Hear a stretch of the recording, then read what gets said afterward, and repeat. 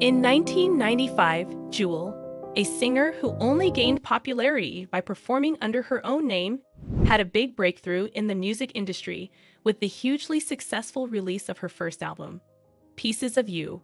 Her career was still quite successful, as she wrote numerous more Billboard successes and toured far into 2023.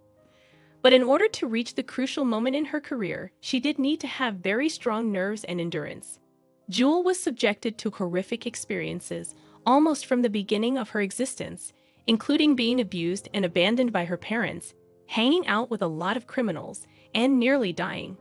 The gifted artist eventually prevailed over all obstacles. But the trying times strengthened her will and improved her capacity to work in the tough entertainment sector. Although the singer's lowest points are unbearable, her unwavering perseverance proves that some individuals are resilient enough to overcome any hardship. Attila, Kilcher's mother, Lenedra Carroll, divorced him when Juel was only 8 years old, leaving him to raise the children by himself. However, as the little child said in her book, Never Broken, songs are only half the story. She could not survive without her mother. She said, "My heart ached for her so much, and in years to come I made desperate attempts to see her." In her letter, when Juel was a little girl, she would do all in her power to get in touch with her mother, even if it meant walking there at great danger. She once had an uncomfortable driver while traveling, but when arriving at her mother's home, she discovered that her mother was less than thrilled to see me. To keep Juel from spending time with her kid, Carol attracted her into looking at a light bulb for hours on end, giving her the impression that she could change it.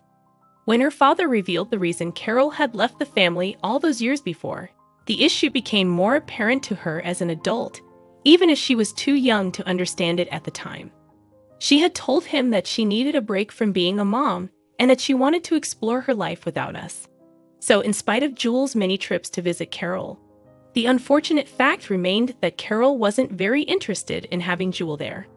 When Juel was a little child, her father went grocery shopping with her, and while they were there, a man who claimed to be a photographer approached them. He talked Kilcher into letting him shoot pictures of them for their forthcoming shows at the local bar, and with a little convincing, he got them to agree. Juel unwillingly agreed to her father's request and maintained a neutral look during the whole picture session. According to her book, Never Broken, songs are only half the story. She was so uneasy with the photographer that she was unable to remain still. "I wanted to crawl out of my skin because of this person.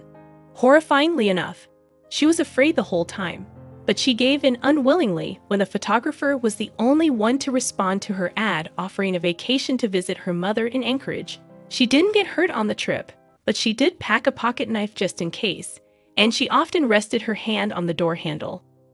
Juel and her father were surprised when their enhanced senses were ultimately uncovered. "As I sat on my bed, my father appeared in front of me, his sad eyes gleaming.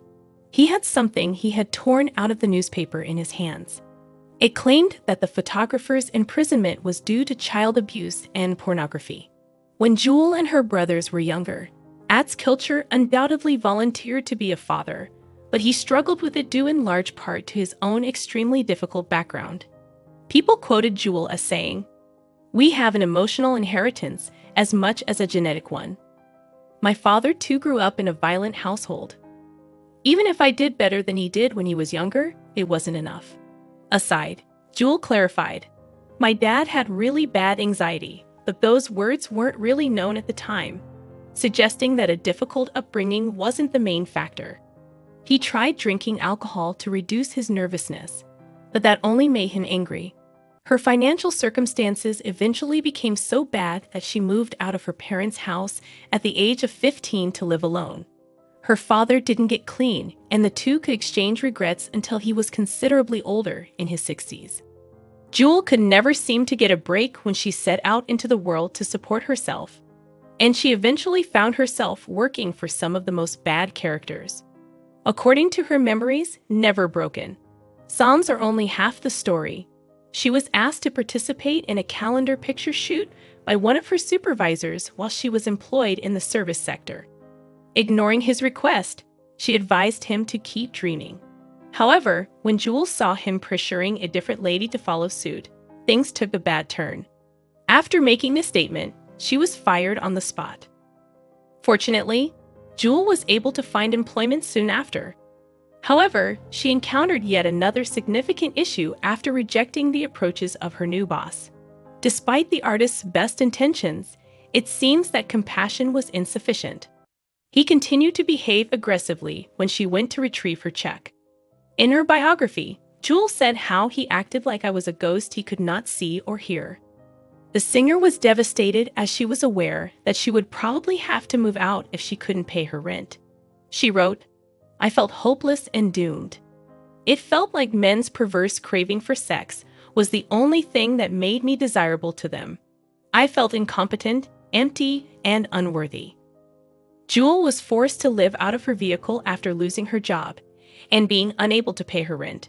The artist said, "Getting food, water, and shelter was exhausting." In an interview, "I was exhausted from worrying so much and felt so terrible.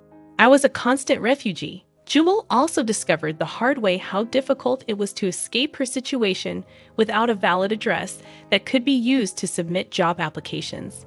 Still, that wasn't the worst of it all. She said, "For me, the hardest thing was being treated as if I was subhuman, as if I didn't matter. People looked at me like I was absolutely disgusting," the artist stated. "My inner voice was screaming, 'I'm only human,' at them. I matter even though I don't have a house." She soon reached her lowest point when her car had been stolen since she felt helpless. For some reason, nevertheless, she persisted. Living out of her van, Juel faced her biggest battle to date, one that may have ended her life during one of the darkest moments of her life. The young artist became critically sick since she had no insurance and could not afford vital medical treatment. She was unable to get treatment as she was ignorant about her sickness, which caused it to progress and become risky. Juel went to the hospital, but was turned away after realizing that her health was not getting better and would not get better until she saw a doctor. Still, at what seemed to be the final moment, she was given one more opportunity. "I was turned away, but thankfully a doctor saw me," the singer recalled in an interview. "I was about to pass away from lead poisoning, but he gave me some medication and kept me alive." Sadly, Juel found out that, when it comes to her mother, Lenedra Carroll, it might be difficult to determine a close relative's true nature. The artist was appalled to learn that Carroll had taken her whole fortune, nearly $100 million, long after she had reached maturity, and this discovery served as a dreadful wake-up call. Juel revealed the devastating specifics of the betrayal to Amy Morin on an episode of the Very Well Mind podcast. 34 years old, realized I'm $3 million in debt, realized my mom stole it, realized everything I thought my mom was isn't what she was. She calls it a very difficult, psychological thing to come to terms with. The singer felt compelled to revisit and examine some of their earlier discussions since her view of her mother had completely altered. Despite Carroll's insistence that her father was to blame, Juel reached the heartbreaking conclusion that her mother had abandoned her when she was a youngster.